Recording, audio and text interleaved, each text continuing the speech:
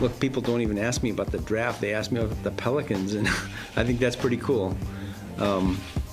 Except you guys, you're asking me about the draft. That's not cool. Mickey Loomis, he was the VP of basketball operations for the New Orleans Pelicans a few years ago, which is why, frankly, Sean Payton isn't currently the head coach of the Dallas Cowboys. Because it was, as that deal was falling together, Anthony Davis decided he wanted out of New Orleans, and Mickey Loomis decided, I can't be the common link between Anthony Davis and Sean Payton leaving New Orleans basically a week apart. So, sorry, Sean, you're not going to the Cowboys. That's a story that is told in Playmakers, available wherever your books are sold. And please don't do to your book the thing that I told Pete about during the break that I heard. Well, never mind. Let's not go down that path. Let's go down the path of the 6th overall pick in the draft. Before we do that, though, we want to hear more from Mickey Loomis and what they're thinking about doing at quarterback. There's a buzz there that Kenny Pickett is their guy, and maybe they'll get him with 16 or 19. You know, when they got that second first-round pick in the 15 to 20 window, they're up to something. They didn't just do it so they could say, hey, we got 2 first-round picks.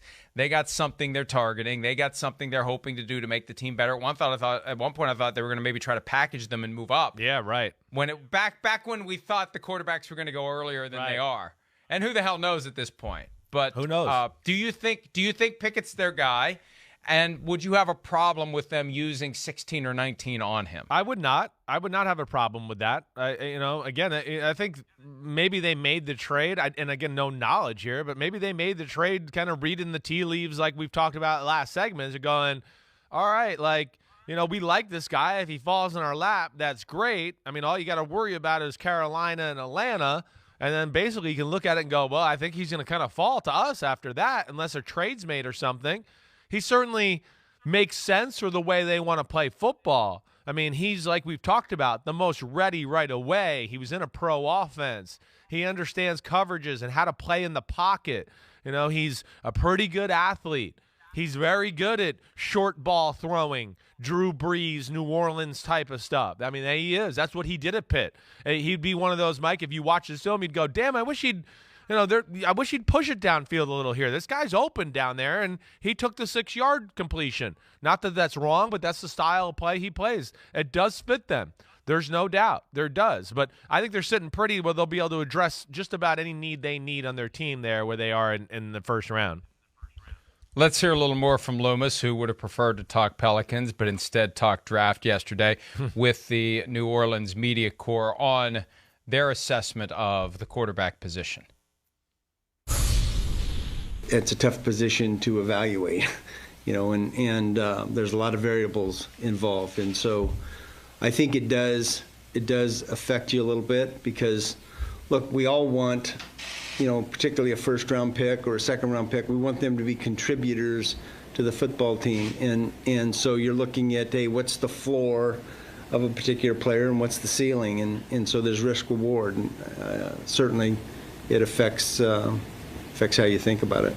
As far as I know, it seems like the quarterback class is all over the board with how people have graded and ranked them. Just maybe overall, how do you all feel about the group? Yeah, that's not an area I want to get into. Yeah, and look, that's smart. They have to do these pre-draft press conferences, by the way. The league told me yesterday. Right. It's the GM or the coach. It doesn't have to be both, which was Kyle's out earlier this week, even though he was there last year. He wasn't there this year. But it can be one or the other. It is mandatory, but you don't have to lay out your draft board plans in response to the questions that are asked. Right. And yeah, it becomes an opportunity to spread some misinformation. And look, I don't know what the Saints are going to do at quarterback. We pointed out recently, and this came from an item that Jeff Duncan wrote about the fact that they do like Kenny Pickett, or at least that was his assessment. Makes based on sense. whatever it was he had gleaned. They haven't used a first-round pick in the regular draft on a quarterback since Archie Manning in 1971. They used a supplemental first-round pick on Dave Wilson in 1981, which obviously if you use a supplemental first-round pick, that takes away your next year's first-rounder. But this is not a team that has been burning draft capital on quarterbacks who play. I mean, look, Sean Payton got Drew Brees in free agency. Yeah. So if you're Mickey Loomis, when the guy who's been the cornerstone player in your franchise that has helped keep you employed all these years was a guy you didn't draft, and all of a sudden you're going to pivot to drafting a quarterback, that's a hell of a risk. That's a hell of a jump because you don't know, and you haven't had to do it.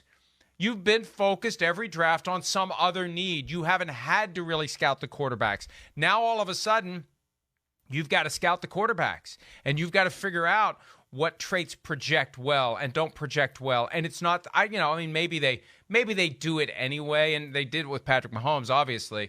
But still, it's one thing to scout when it's a luxury. It's like, hey, I'm just shopping for cars that I'm not going to buy. And then it's, you know what, I need a car. I better go find one. It's a different mindset altogether. It definitely is. It definitely is. It'd be interesting. I mean, this is the Saints are a team you look at and go, it makes sense with a guy like Kenny Pickett. Like, Mike, we've discussed, right, where I've had people tell me in the NFL and people around the Saints a little, like we've discussed this. They think they're ready. They're not out of this. They don't look at this and go, oh, man, Sean Payton's gone and we got to rebuild. They look at it and go, we just missed the playoffs last year, and we had a bunch of injuries, and we had no Jameis Winston, and Kamara was hurt a bunch of weeks, and we had issues that way. So, like we discussed, I think they look at it like we're still a player. Now, we know they need a receiver. They're not desperate for a tackle, but they could use one because they lost Teron Armstead, as we talked to with Miami Dolphins and all of that. But the quarterback thing with a guy like Kenny Pickett, he is the one guy where there'll be less of a learning curve. You will be able to play with him this year and still be good. As a rookie, you're going to have to manage to a degree, but it's going to be less than most rookies. It'll be Mac Jones-ish, okay? He's not Mac Jones to me, but he's along that lines of that kind of guy, what we're talking about there. And when you talk about that and think of the player and the Saints and the coaches and what they've had, and guys like Mac Jones were compared to guys like Drew Brees, I don't think it's a crazy thought. They're certainly one of the teams that I look at to be, if no quarterbacks go in the top 10, I look, the Saints are the team I look at next to make a play there. Hi, I'm Mike Tirico, and thanks for watching.